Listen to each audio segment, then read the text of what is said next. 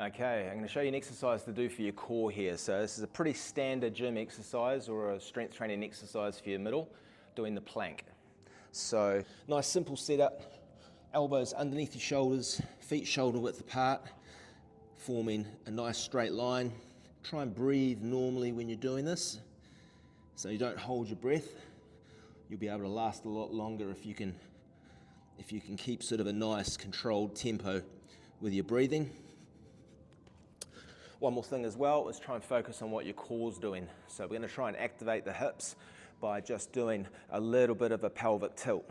So we're pulling the front of our pelvis up towards our rib cage, and by doing that we're neutralizing our hip position.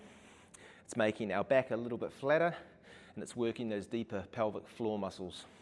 Also as well, once you're braced, once you're pulling the front of your pelvis up to what you call neutral alignment, so imagine you've got a cup and it's full of water and it's full right to the top, right to the brim. What you want to do is, just maintain that position there. So if your hips are tucking forward, the water's pouring out of the glass. If your hips come back too far, you're also pouring out of the glass at the back end as well. So just enough so you feel like the front of your hips are coming up towards your rib cage.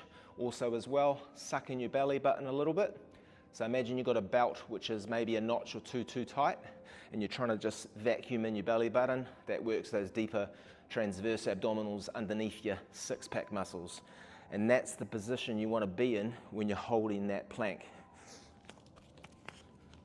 So you're like this, instead of pushing your bum out where I've got a big arc to my lower back, I'm trying to tuck my hips towards my rib cage, pull my belly button in, and instantly by doing this, I can feel my deeper abdominals a lot more.